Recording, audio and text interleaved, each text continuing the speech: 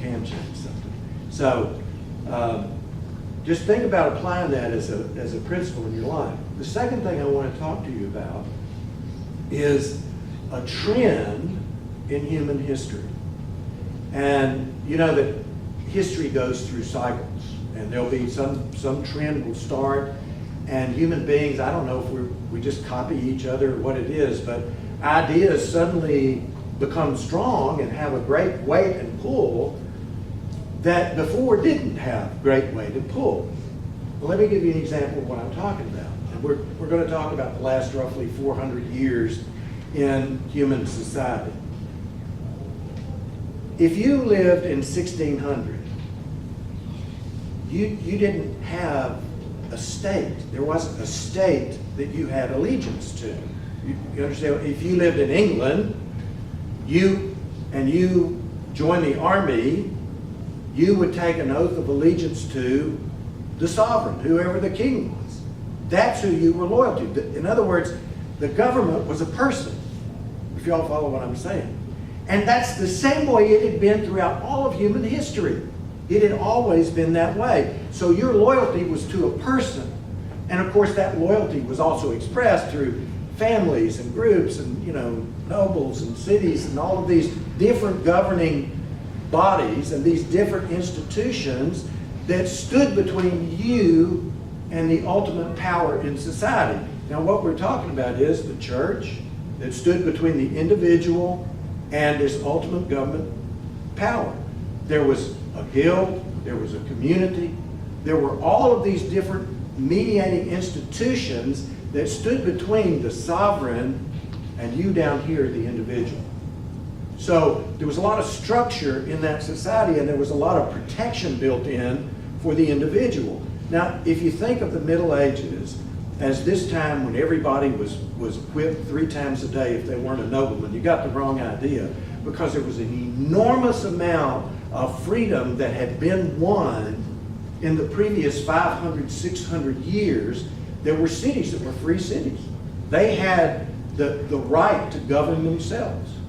There was always the struggle between the nobility, not the kings, but the lesser nobility and the crown, and that struggle meant that power was spread out between a lot of different people. And whenever you've got a situation where power is separated, then there's going to be more freedom, more room for all us weeds underneath to grow up and be free.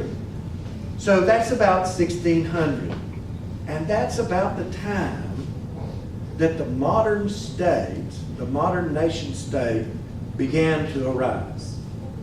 And so if England is kind of an exception, but if you looked at France, France was really several different countries that were put together. Germany was 70 or 80 different principalities, literally. There was no Germany. There was the Holy Roman Empire, which kind of ruled over all of Germany and Austria, and to which France nominally belonged. But all of these different localities were not states. There were no nation states in the sense that we think of. Over the course of about the next 100 years, the nation state begins to arise not as an individual, but as a juridical entity. What is a juridical entity? A corporation, a legal fiction. Think about the state of Tennessee, right? We have this embarrassing prayer in the Book of Common Prayer. In the evening prayer, we pray, God save the state. It doesn't quite work, does it? It's not like say, God save the Queen, where you pray for the Queen's majesty. No, you pray for the state. So I always at least say, well, God save the state of Tennessee. Let's let these be people we know about. But you see, it's a corporation. It's not a person that this loyalty is directed to. The United States government is not an individual, it's a corporation. Now, corporations, we know, in the words of an 18th century English jurist, have no soul to damn and no body to kick. And that's the problem with them. I mean, I understand we talk about corporations, we talk about business corporations, and they are a problem because there's nobody you can get your hands around his neck and say, that's it, you know, this is all I'm going to take of this. Well, it's worse when it's the state. Think about it. A corporation has perpetual life. That's the advantage of a corporation for business purposes, is it has perpetual life. It's not like me, you know, I have a business, then I get run over by a truck, suddenly I don't have a business. The business doesn't exist anymore. So the nation state from 1600 until, let's just say, about this time, has been on the rise, and generally speaking, society thought that power ought to be centralized in the state.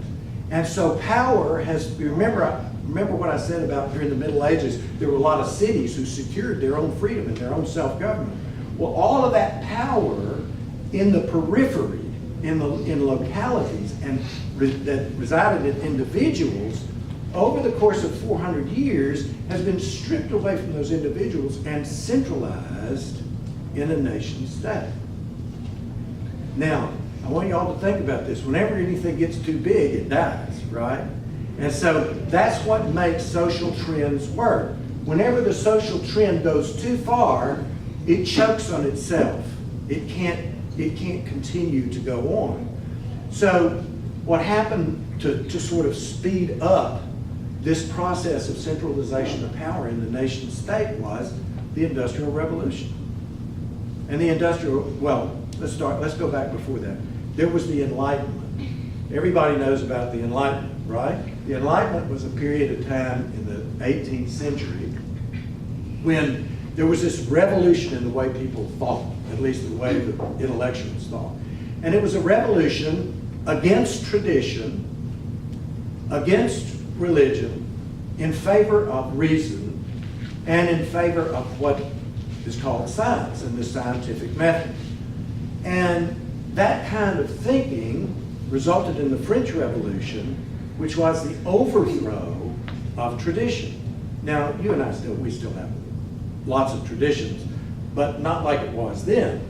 And now there's a myth in your mind and in the minds of most Americans that is propagated in novels and movies and TV shows and so forth, that all tradition is bad and all tradition has to be destroyed and make way for the brave new world of reason. Well, the problem with that is it's not organic.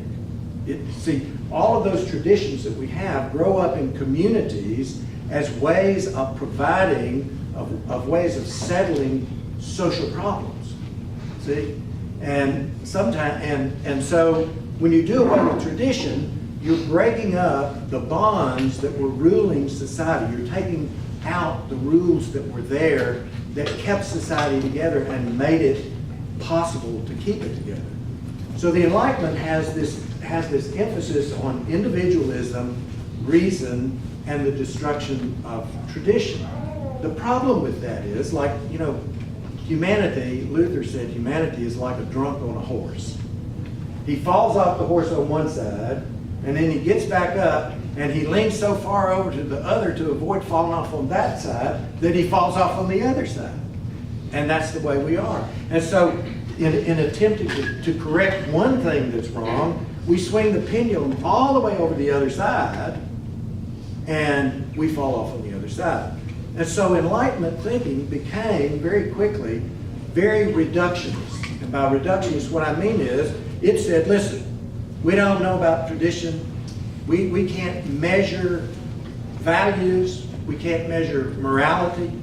We can't measure religion. The only thing that reason can talk about, this is not true, but this is the conclusion. The only thing reason can talk about is just the facts. You know, they're like Sergeant Joe Friday, just the facts, man. That's all I want to know. If I can't measure it, it is not important, right? If I can't measure it, it is not important.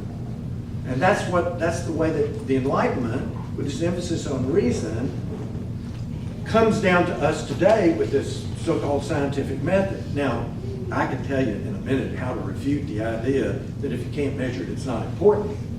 And that is, I'm going to ask you, do any of you have a loveometer? Do you?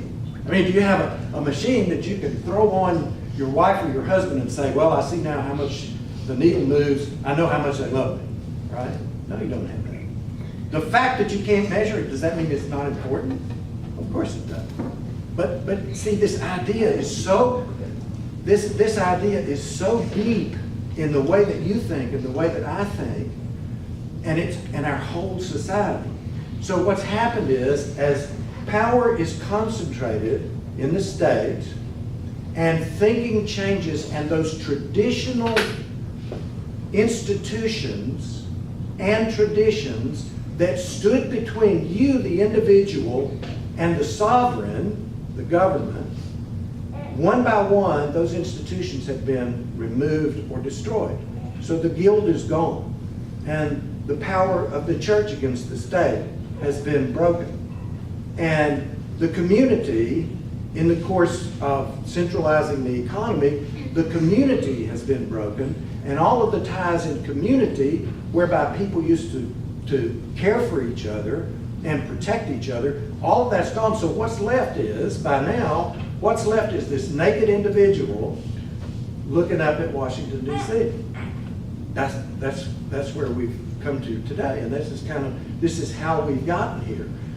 So as this power, not just political power, but economic power has been concentrated, and by the rise of the industrial age, people's identity has been changed. It's been destroyed, because now you've become mobile. You grew up in one place, you stayed there all your life, you knew everybody around there, that was your community, and a huge part of your identity came from the fact that you were from Henry County, you were from Paris, and you were from such and such a family. That was where your identity was. But when everybody moves everywhere, because you're all, after all, in the industrial age, just one more interchange